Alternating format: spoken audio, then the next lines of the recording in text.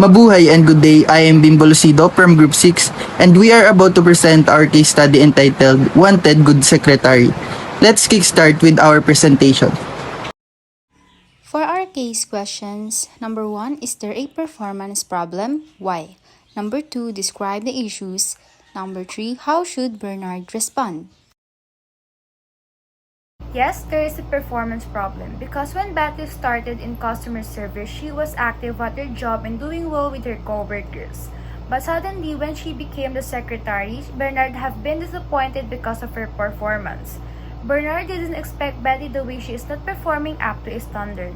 I think they need to communicate to each other because communication is needed whenever you are, but communication in the workplace is a must whenever it is. Additionally, the performance problem does not just revolve to Betty, but also to Bernard, who expected so much and gave too much workload. On the other hand, Betty may show a good positive image to everyone but needs to work on improving her performance. They should have at least communicate about what they want and feel towards each other to work out and fix the problem. There's always a room for improvements and a second chance.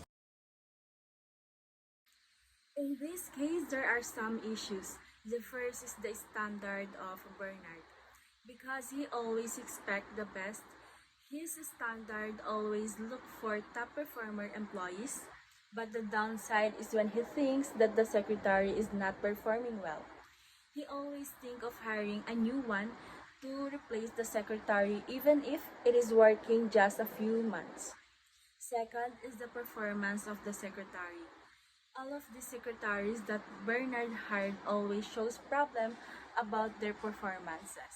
At first, they all seem so fit for the position, but after a few weeks of working, they show incompetent. Just like Betty, she started working like an ideal worker for the position, but like the other secretaries, she is not consistent in her work, and she started complaining about her overload work. She made things worse for complaining about her being overworked.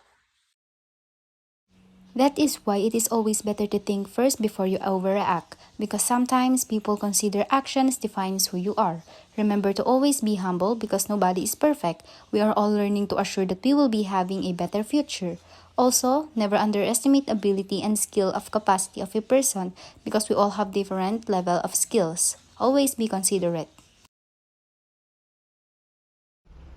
Bernard should think about Betty's capability because a secretary is considered as one of the most valuable assets. When it comes to giving project management, the right people really are worth their weight in gold.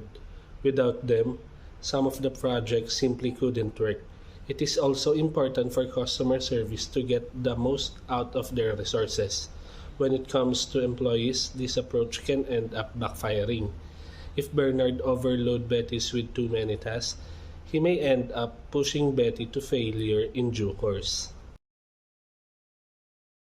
Additionally, each employee in a workplace should have the right treatments they deserve. In order to make a productive environment, through it we can make an outstanding and harmonious relationship between each other, which are the most important matter in terms of teamwork.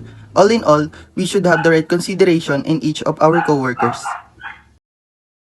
That's all for today. Thank you so much for listening. This is Group 6, always at your service.